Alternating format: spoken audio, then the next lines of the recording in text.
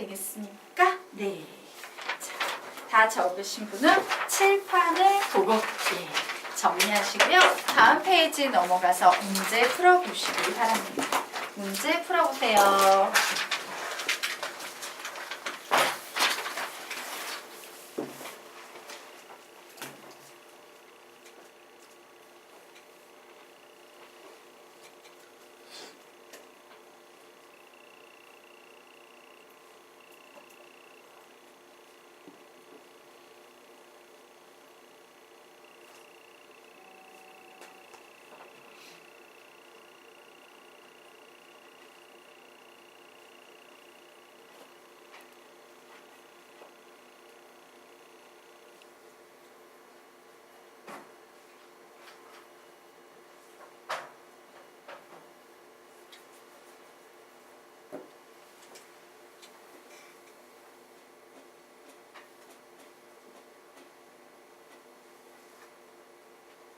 답을 내실 분은 답을 알려주세요.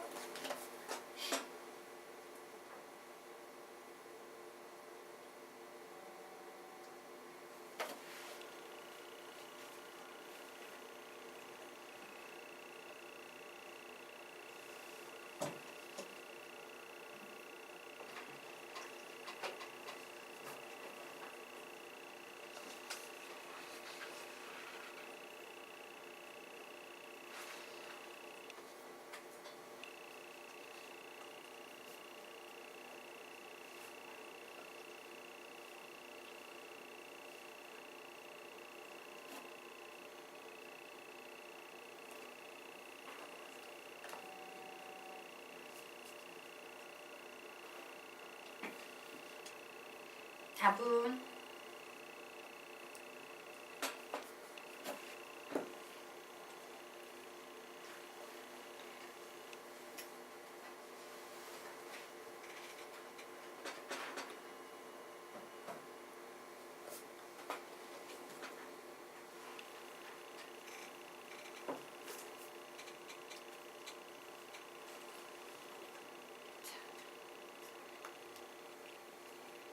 예진이 시간 좀 더 좀 풀 수 있을까? 네, 푸세요.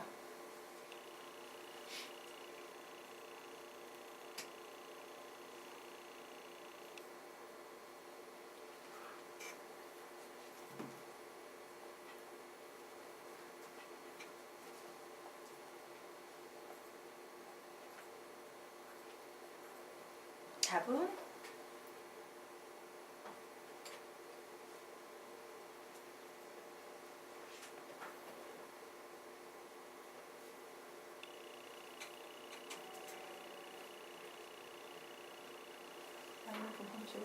마이너스 35 정답이 나왔습니다. 자, 그러면 우리가 이 문제 같이 한번 보도록 하겠습니다.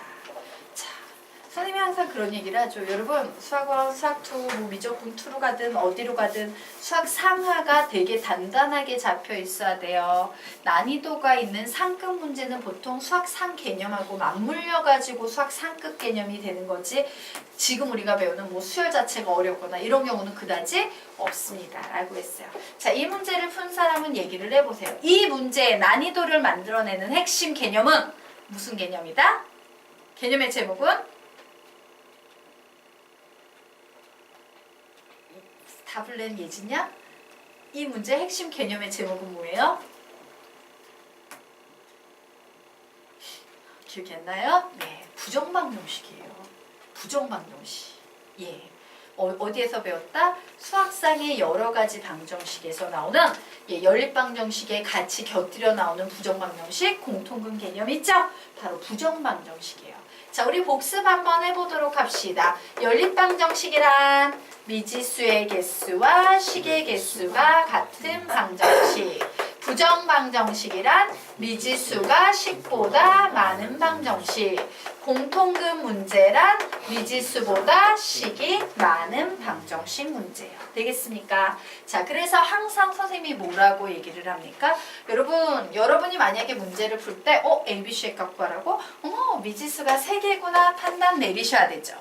그리고 문제 속에서 우리 이제 뭘 찾기 시작해야 돼? 미지수가 3개면 제일 바람직한 건 식이 3개가 나오는 경우예요. 맞나요? 그래서 이제 식을 찾아봤더니 서로 다른 세 개의 정수 A, B, C와 B의 제곱, C의 제곱, A의 제곱이 이 순서대로 등차 수열을 이룬다? 와, 4만이 나와 있네? 그러면 등차 수열의 사망 사이의 점화식에 의해서 가운데 항의 2배는 앞뒤항 합항법과 같다. 이런 식을 만들 수 있겠죠. 마찬가지로 가운데 항의 2배는 앞뒤항 합항법과 같다. 라는 식을 만들 수 있을 거예요. 그런데 더 이상의 식이 있다 없다? 없어요. 이제 우리는 따단 미지수가 3개인데 얘는 식이 몇 개밖에 없구나. 문제 속에 2개밖에 없구나예요. 무슨 문제겠구나? 부정방정식이구나예요. 자, 그런데 부정방정식은요, 이 모자란 식을 어떻게 메꾼다라고 했어요? 조건. 맞습니까? 정수 조건, 실수 조건 이런 걸로 메꾸죠. 그래서 봤더니 와, 얘는 서로 다른 세 정수구나 라는 조건이 보이고요. 거기에다 A는 0과 10 사이에 있는 즉 1, 2, 3, 4, 5, 6, 7, 8, 9 요 중에 한 수구나 라는 요런 부수적인 정보를 통해서 부족한 식 하나를 메꿔버리게 되는 거예요. 되겠습니까? 그래서 우리는 이제 무슨 생각해야 돼? 그래, 부정방정식을 푸는구나 생각하셔야 돼요. 그리고 선생님이 항상 얘기하죠. 부정방정식은 항상 상중하에서 상급 개념에 속해 있다고. 즉 이 문제는요. 등차수열? 이 식 만들어내는 게 어려워? 쉽잖아. 이 문제의 난이도는 순수하게 부정방정식에 기반하고 있는 거예요. 되겠습니까? 자, 그래서 이제 부정방정식 풉니다. 그래. 부정방정식의 정수조건 나오면 선생님이 정수조건의 기본 유형은 뭐라고 가르쳤어? 어떻게 식을 바꾼다? 가로 곱하기 가로는 정수꼴로 바꾸는 겁니다. 이게 부정방정식의 식을 고치는 가장 기본 패턴입니다. 라고 했지. 근데 식이 2개로 떨어져 있어. 어떻게 해야 돼? 합체해야겠지. 그래서 그래 ABC 중에 한 문자 죽여버려야겠어. 장례식 치러줘야겠어요. 자, 장례식을 치르기에는 1번식이 유리합니까? 2번식이 유리합니까?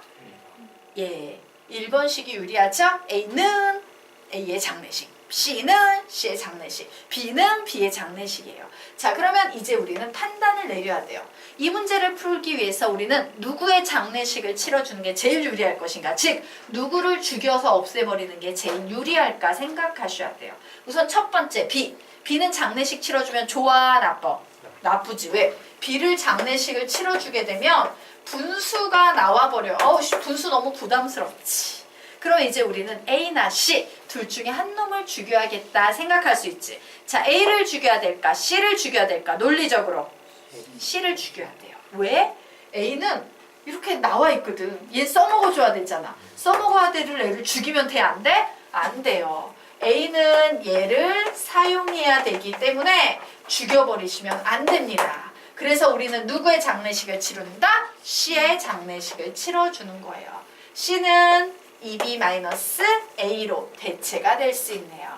자, 그래서 이제 2번 식에 집어넣습니다. C 자리에 2b-a의 제곱을 넣고 b의 제곱 플러스 a의 제곱이라고 놓고 식을 계산합니다. 2배의 4b의 제곱 플러스 a의 제곱 마이너스 4ab는 b의 제곱 플러스 a의 제곱이 되므로 7b의 제곱 플러스 a의 제곱 마이너스 8ab는 0이라는 이런 식이 나왔네요. 자, 그래서 선생님이 이렇게 써볼까? a의 제곱 마이너스 8ab 플러스 7b의 제곱은 0이라고 했을 때 aa 7b b에다가 마이너스 이렇게 붙여주면 되겠네요. 그래서 결국 a-7b a-b는 0이야 라는 어쨌든 가로 곱하기 가로는 정수 0이 됐어 라는 식이 나왔어요. 그럼 우리는 이 식으로부터 a는 뭐랑 같거나 7b랑 같거나 혹은 a랑 뭐랑 같다? b랑 같다 이런 식을 얻어낼 수 있죠. 그런데 이 중에 하나는 버려야 됩니다. 누구를 버려야 돼? a 이꼴 b. 왜 버려야 돼? 서로 다른 세 정수 A, B, C라는 조건이 있죠? 예, 왜? 서로 다른 세 정수 A, B, C 이런 조건이 있기 때문에 A와 B는 같아질 수 없어요.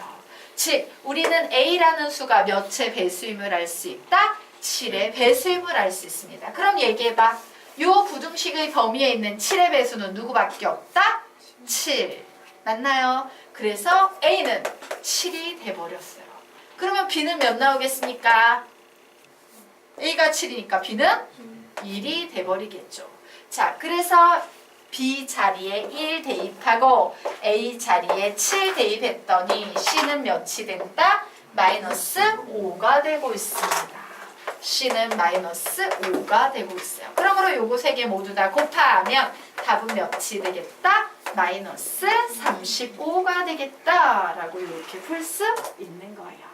오, 그렇구나. 얘는 부정방정식 문제구나 라고 정리를 해놓으시면 되겠습니다. 그래서 여러분이요 최상위권으로 가기 위해서는요 다른 파트도 다 중요하겠지만 부정방정식은 정말 잘 훈련을 해두셔야 돼요. 너무나도 많이 나와요. C단계급 문제에서. 알겠죠? 네. 지워도 되겠습니까? 네. 지우도록 하겠습니다.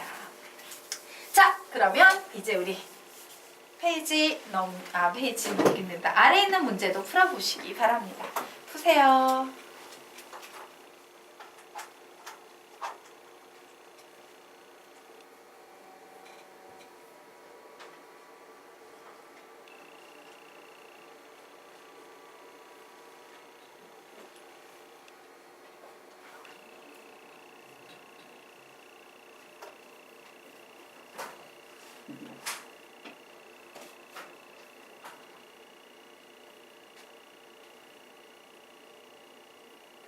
답을 내신 분은 답을 얘기해 주세요.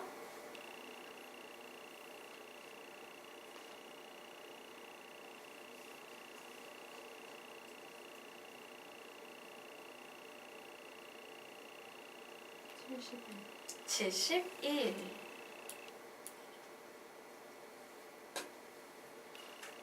15초에 같이 풀겠습니다.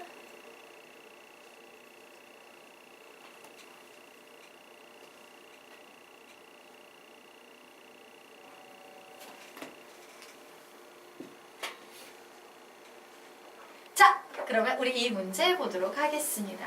자, 이 문제의 핵심 개념은 뭡니까? 근과 개수와의 관계. 자, 왜? 여기서 갑자기 3차 방정식 주면서 근이 어쩌고 저쩌고 막 근 얘기를 해요. 그런데 뜬금없이 뒤에 가서 뭘 구하래? K 구하래. K가 뭔데? 이러고 막 K를 뒤져봤더니 얘가 개수 자리에 있는 수예요. 이처럼 근이 어쩌고 저쩌고 얘기하다가 뜬금없이 개수 구해봐 라는 문제 나오면 얘는 100% 근과 개수와의 관계라는 개념을 이용해서 푸는 문제 되겠습니다. 자, 나온 김에 3차 방정식의 근과 개수와의 관계 우리 복습해 보도록 하자. 자, ax의 세제곱 플러스 bx의 제곱 플러스 cx 플러스 d는 0이고 a는 0이 아닌 3차 방정식의 세근 알파 플러스 베타 플러스 감마는 어떻게 구한다? 마이너스 a분의 b. 알파 베타 플러스 베타 감마 플러스 감마 알파는 a분의 c. 알파 베타 감마는 마이너스 a분의 d. 요게 일반적인 방법이고요. 자, 3차 방정식에서는 사실은 거의 90% 이상이 x 세제곱 앞에 개수가 몇이 된다? 1이 된다예요. 자, 그래서 x의 세제곱 플러스 이렇게 쓸게요. 플러스 bx의 제곱 플러스 cx 플러스 d는 0이라고 선생님이 이제 썼다 치자. 이때 세 근의 합은 그냥 뭘 쓰면 된다? 예, 2차항의 개수에서 마이너스를 제외한 자리가 세근의 합자리가 되고 알파 베타 플러스 베타 감마 플러스 감마 알파는 1차항의 개수가 그냥 요 녀석이 되고 알파 베타 감마 세근의 합은 상수항에서 마이너스를 제외한 자리가 상수항이 된다. 그래서 요렇게 a분의 라고 푸는 것보다는 x 세제곱의 개수가 1일 때만큼은 그냥 막바로 보고 느껴져 알파 플러스 베타 플러스 감마가 요런 식으로 막바로 보면서 위치로 기억하는 게 훨씬 유리하다라고 선생님이 가르쳤죠. 자, 그러면 우리 이제 보도록 하자. 세근이 등차 수열을 이룬대. 그래서 내가 세근을 표현해야 될 거야. 어떻게 표현할 건데? 알파 베타 감마 이렇게 표현할 거야? 아니지. 뭐라고 표현하면 좋겠어? 뭐 A도 좋지만 이렇게 표현할게요. 알파를 한번 표현해 볼까? 알파. 그럼 이제 뭐라고 쓸 거야? 알파 마이너스 D 그리고 알파 플러스 D 이렇게 표현할 수 있겠죠. 이때 요 세 근의 합은 몇이 됩니까? 3알파. 그런데 이 세 근의 합자리 여기에서 뭐야? 불러 시작. 15. 그러므로 알파는 몇이 되고 있으니까 5가 되고 있죠. 그런데 중요한 건 5가 2, 3차 방정식의 한 근이구나 라는 사실을 알 수 있겠네. 자, 근이라는 것은 x자리에 5를 대입하면 등식이 성립한다 라는 얘기죠. 그래서 대입합니다. 5의 세제곱 125 마이너스 15 곱하기 그렇구나. 예. 5의 세제곱 마이너스 15 곱하기 5의 제곱 플러스 5k 마이너스 105는 0이라고 해놓고 얘는 25에 5 마이너스 15에 플러스 5k 마이너스 105는 0이므로 얘는 마이너스 10이네요. 즉 마이너스 250 플러스 5k 마이너스 105는 0이므로 5k는 다 넘어가면 얘 몇 되겠습니까? 355, 355다. 그러므로 K는 71이다. 라고 이런 식으로 정리를 해내시면 되겠습니다. 자, 됐죠? 네. 자, 그러면 이제 우리요 등차수열의 일반항과 관련된 모든 개념은 다 끝났습니다. 자, 그래서 이제 등차수열을 이용해서 푸는 간접수열인 조화수열에 대해서 조금 공부를 해보도록 할 거예요. 자, 조화수열은 정확하게 하지 않으면 엄청 헷갈리죠. 자, 조화수열의 약자는요, 하모닉 프로그레션이에요. 그래서 HP라고 보통 씁니다. 자, 그러면 조화수열은 어떤 수열이냐? 역수가 등차수열일 때 원래 수열을 말함. 역수가 등차수열일 때 원래 수열을 말함이에요. 자, 예를 한번 들어보도록 하겠습니다.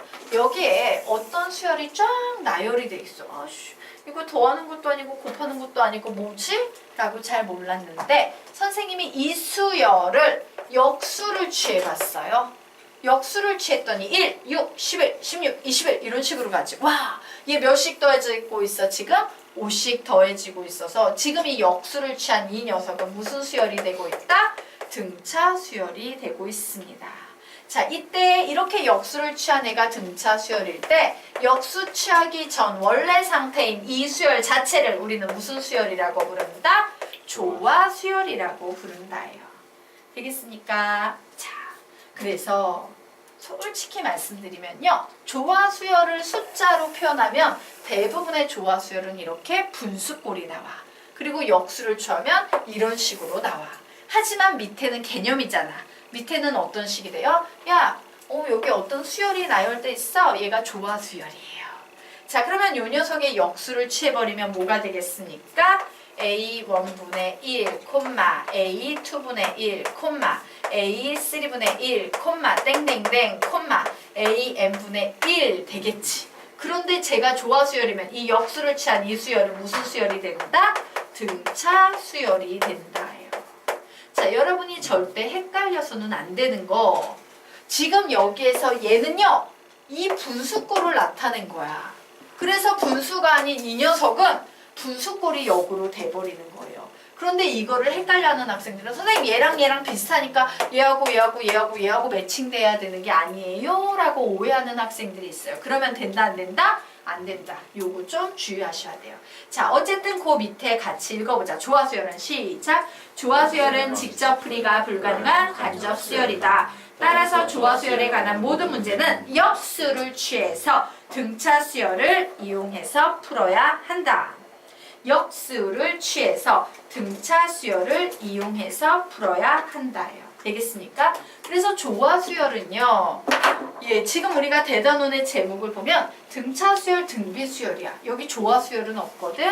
근데 조화수열은 왜 들어와 있다? 조화수열 문제는 사실은 등차수열의 일부라고 생각을 하고 있는 거예요. 되겠죠? 어차피 등차수열로 풀어야 되니까. 자, 그러면 우리 조화수열 문제의 풀이 요령을 보도록 하겠습니다. 자, 조화수열 문제는 모두 공통적으로 가지고 있는 엄청 강력한 힌트가 하나 있어요. 그게 뭐냐? 야, 어떤 수열도 절대로 0이 되면 안 돼! 라는 요런 힌트를 모두 다 담고 있습니다. 왜? 조화수열은 어차피 역수를 취해야 돼. 역수를 취해버리면 AN분의 1이 되는데 AN이 0이 돼. 그럼 0분의 1이지. 그럼 말이 돼? 안 돼? 안 돼요. 분모는 0이 아니어야 되기 때문에 AN은 절대로 조화수열이 아니고 문제를 푸는데 되게 복잡하고 더러운 식어서 잘 모르겠는데 AN이 0이 아니야 라는 말 나오면 얘는 100% 조화수열이다 이렇게 보셔도 상관없어요. 자, 그리고 2번 보도록 하겠습니다. 조화수열은 항상 역수를 취해야 되죠. 그런데 이 역수를 우리는 항상 2번 취해야지 답을 낼 수 있어요. 자, 2번 취해야 답을 낼 수 있다라고 이렇게 정리를 해놓으시기 바랍니다. 자, 무슨 얘기냐? 그 밑에 나와 있는 문제를 한번 보도록 하겠습니다. 자, AN이요. 4, 2, 3분의 4, 1, 5분의 4. 아까 등차수열 배울 땐 이렇게 더러운 느낌이 없었는데 뭐야? 뭔지 잘 모르겠네. 규칙성 모르겠네요. 그래도 째려보면 보입니다. 4, 4, 4 보이지? 여기에 뭐가 생략돼 있어? 1이 생략돼 있어요. 1분의 4, 3분의 4, 5분의 4. 그러면 여기에 있는 2는 뭐라고 해석하면 참 좋겠다? 2분의 4. 여기 있는 1은 뭐라고 해석하면 참 좋겠다? 4분의 4로 해석해서 요렇게 수열이 만들어지고 있는 상황이네요. 자, 요 녀석 딱 봤더니 역수를 취하면 등차수열 되죠? 그래서 우리는 역수를 한번 취할 거예요. 그럼 어떻게 되겠어? AN분의 1이라는 새로운 수열을 지금부터 하나 만들어낼 겁니다. 역수 한번 이렇게 적어 놓으시기 바랍니다. 자, 그래서 얘를 만들었더니 역수 취하면 얘는 4분의 1, 4분의 2, 4분의 3, 4분의 4, 4분의 5 이런 식으로 쭉 진행이 되는 수열이더라요. 자, 그러므로 나는 이 등차수열의 일반항 세울 수 있겠네. 등차수열의 일반항 세울 때 AN은 이렇게 가면 안 돼요. 왜? 이렇게 정의했기 때문에 저렇게 세우는 거야. 그래, 일반항 세워볼 거야. AN분의 1이라는 이 수열은 공차가 몇입니까? 4분의 1. 얘는 4분의 1, 4분의 1 N이야. 그리고 여기에 뭐 더 붙여줄 거 있어? 없어? 없어요. 그냥 이렇게 끝났어. 그런데 사실 내가 구하고 싶었던 건 A10이기 때문에 먼저 AN부터 구해야 되는 상황이지. 내가 구하고 싶었던 건 AN이지 AN분의 1이 아니거든. 그래서 어떻게 합니까? 이 녀석을 다시 역수를 한 번 더 취해서 AN은 뭐가 되겠다? N분의 4야 라고 구해놓고 결국 A의 10은 10분의 4, 즉 5분의 2가 답이 될 거야 라고 이렇게 구하셔야 돼요. 그래서 뭐다? 첫 번째 역수는 얘를 등차수열로 바꿔서 문제를 풀기 위한 역수고 마지막 역수는 최종 답을 내기 위해서 원래대로 돌려놓는 역수다요. 자, 오늘 수업은 여기까지 하도록 하겠습니다.